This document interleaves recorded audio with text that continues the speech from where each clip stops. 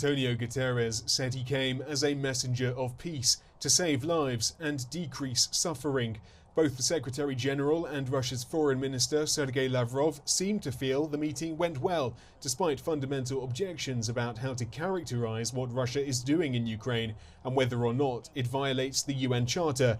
Sergei Lavrov took the opportunity to present why he thought the so-called special military operation was justified and insisted it was only due to US pressure that countries had either abstained or voted with Washington to declare Russia's actions illegal. He suggested again that this fight was much bigger than the conflict in Ukraine, that the world faced a choice. Either one force, the US, imposing its rules on the entire world, or countries living freely under UN rules. The Secretary-General suggested it was Russia that wasn't following the rules, that a quick end to the violence was necessary, and that diplomacy was the way to get there.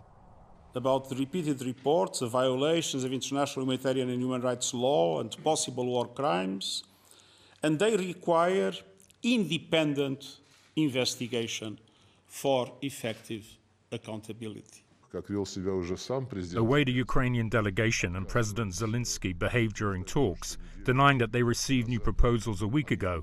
I talked about it not once. It disappoints. Apparently, they are not interested in talks. The foreign minister agreed on the need for diplomacy, but said it was Kiev jeopardizing the process, having now sat on Russia's latest proposal for peace for a week and a half without response.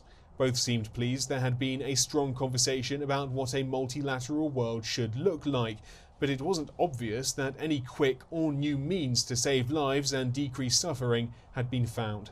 The Secretary-General heads to Kiev on Thursday. Stuart Smith, CGTN, Moscow.